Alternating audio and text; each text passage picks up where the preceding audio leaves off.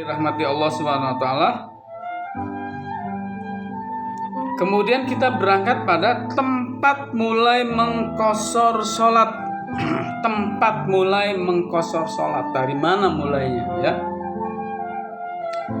Mayoritas ulama berpendapat mengqashar salat disyariatkan sudah meninggalkan perkampungan, dan ini adalah salah satu syaratnya.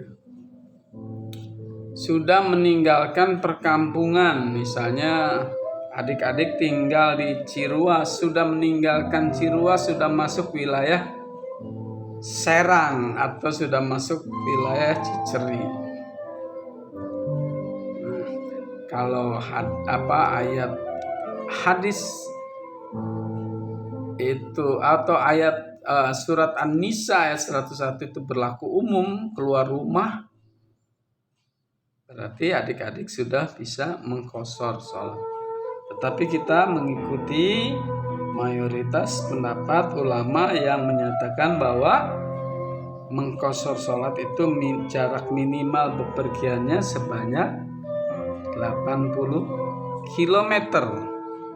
Jadi syaratnya sudah keluar dari kampungnya, sudah keluar dari titik rumah yang ditempatinya, yang ditinggalnya. Bermukim, artinya bermukim itu tempat tinggal adik-adik.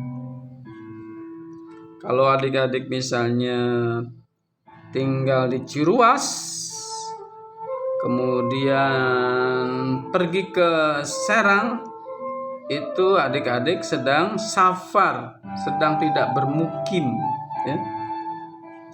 Kemudian di sini mayoritas ulama berpendapat bahwa mengqashar sholat disyariatkan sesudah meninggalkan perkampungan, dan ini adalah salah satu syaratnya.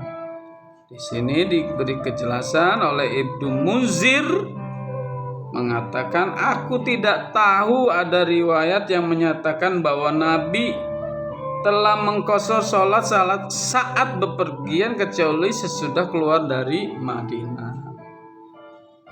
Jadi Rasul mengqashar sholat sesudah keluar dari negeri Madinah. Nah, misalnya menuju negeri yang mana, misalnya dari Madinah ke Mekah ya.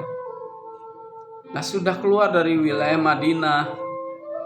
Makanya ulama menyatakan tempat mulai mengqashar sholat itu ketika sudah keluar dari titik.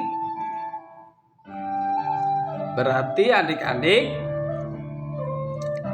dibolehkan mengqashar sholat ketika sudah keluar dari titik mukimnya. Misalnya di Ciruas itu Kabupaten Serang, sudah keluar dari Kabupaten Serang baru berlaku rukhsah mengqashar sholat. Sudah keluar dari Kabupaten Serang, misalnya adik-adik mau berangkat ke Pandeglang, wilayahnya sudah keluar dari titik Serang, tapi Pandeglang Serang masih baru 38 km. Nah, kalau kita mengikuti mayoritas pendapat ulama 80 km. Nah, itu. Jadi misalnya idealnya ukurannya dari Ciruas, misalnya dari Serang, sudah keluar dari Kabupaten Serang, kita sudah menuju misalnya Bekasi. Nah, sudah terpenuhi, kita sudah boleh mengqashar. Jadi tidak ada keterangan, menurut Ibnu Munzir tidak ada keterangan Rasul itu mengqashar sholatnya saat bepergian kecuali sesudah keluar dari negeri Madinah, wilayah Madinah ya. Jadi seperti itu adik-adik. Kalau masih dalam wilayah Serang ya, walaupun ada keterangan 1 farsah 3 mil Rasul mengqashar, nah itu apakah dibolehkan ya, tapi masuk akal tidak gitu ya.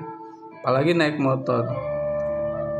Kemudian Anas mengatakan, aku mengerjakan sholat zuhur bersama Rasul, bersama Nabi Muhammad Sallallahu Alaihi Wasallam sebanyak 4 rakaat di Madinah dan sebanyak 2 rakaat di Zulhulaifah.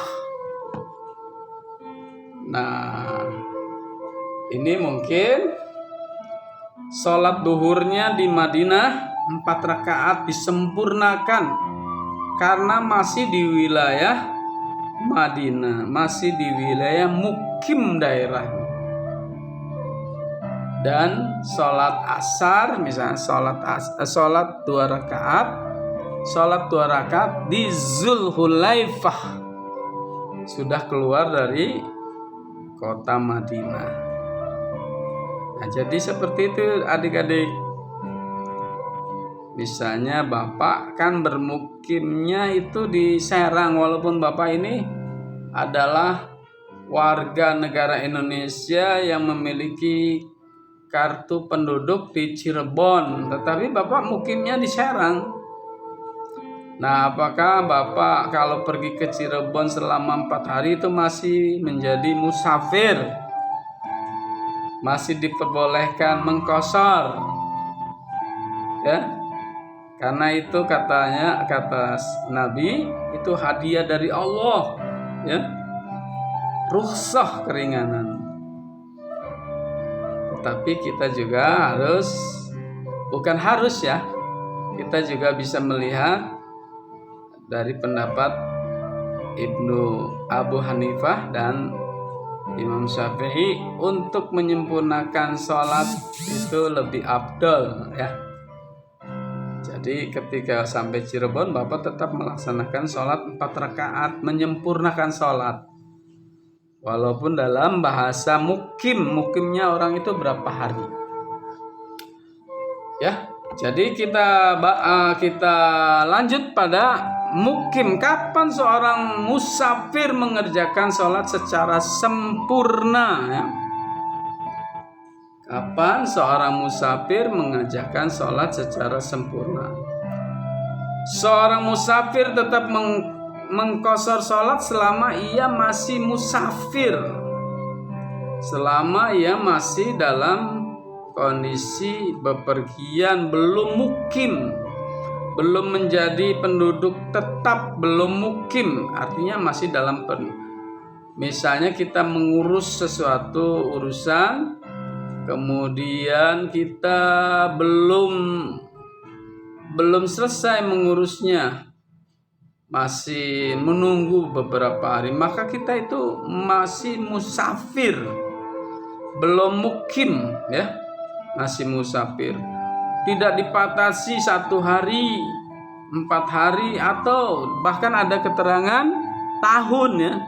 Kalau mengurusnya masih lama, kita menunggu di situ, masih musafir. Ya, di sini banyak menyatakan seorang musafir secara tetap mengqashar sholat selama ia masih musafir. Apabila ia mukim menanti selesainya suatu urusan, ia juga tetap mengqasharnya.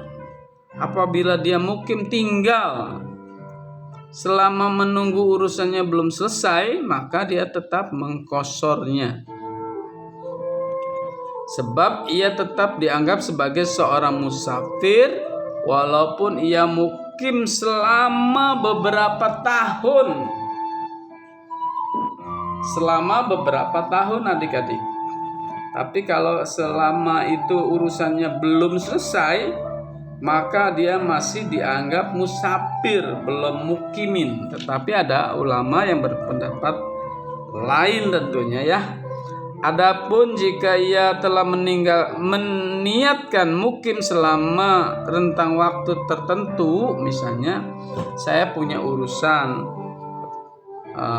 urusan ini nggak mungkin diselesaikan dalam waktu beberapa hari atau beberapa bulan, cukup lama, ya. Pendapat yang dipilih Ibnu Qayyim adalah hukum mukim sama dengan hukum bepergian, masih hukumnya masih bepergian, baik itu dia mukim selama beberapa bulan bahkan tahun tadi ya, baik ia lama maupun sebentar, selagi pelakunya tidak menjadikan tempat mukimnya sebagai tempat tinggal. Tapi kalau udah beli rumah di situ, maka berlaku sholat kosornya gugur ya. Tetapi selama dia mengurus masalahnya, urusannya belum selesai, maka dia masih dianggap musafir. Adik-adik yang dirahmati Allah Subhanahu wa taala, sedang pendapat para ulama lain adalah sebagai berikut.